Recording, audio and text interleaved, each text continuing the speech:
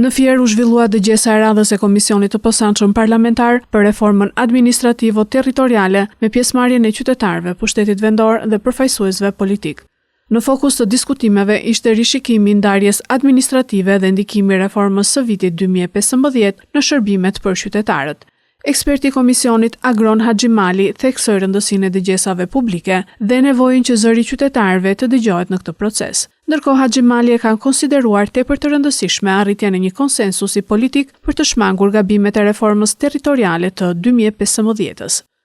Palët janë relativisht të ndara në opsione të ndryshme, po deri këtu gjërat janë normale. Ajo që unë do shpresoja shumë është që të kishim një pikë të përbashkët që në fund të këtyre dëgjesave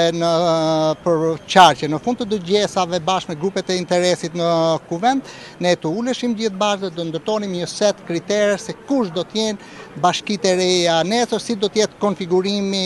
i pushtetit vendor i nivelit parë dhe i nivelit dytë. Sekretari i përgjithshëm i Partisë së Lirisë, Tedi Blushi, kërkoi shtimin e numrit të bashkive dhe afrimin e shërbimeve me qytetarët. Ne jemi kundër faktit për të shkrirë, për të ndërthurur etnitete apo kultura me njëra tjetrën, pra unë nuk mund të pranoj që Cakani të shkrihet me Levanin, apo që të gjymtohet Mallakastra, apo që të zhbëhen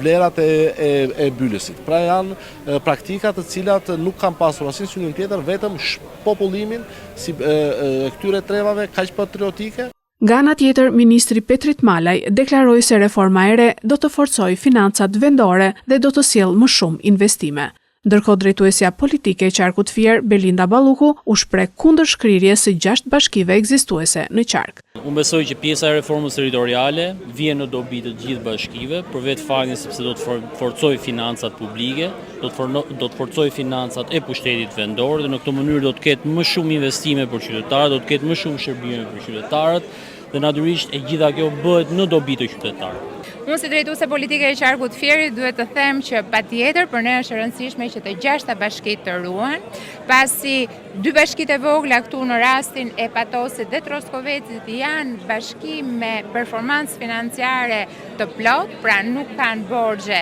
ndaj pushtetit vendor, janë bashkitë cilat sot në Troskovec duhet të themi se kemi 24 orë ujë, pra vjen për shkak të punës që është bërë edhe në këtë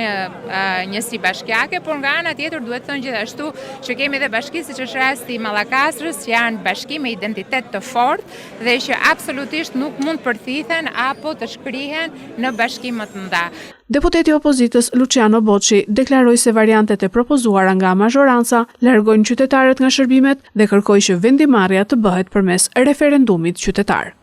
Variantet e PS-s synojnë që të absorbojnë bashkitë e vogla brenda bashkive të mëdha, duke larguar shërbimet, duke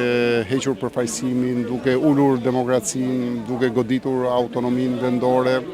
dhe të gjithë këto pasoja duken si pasojë terminologjike, në fakt nuk është e tillë, është pasojë që shkon drejt për drejt tek jeta e qytetarëve të atyre zonave.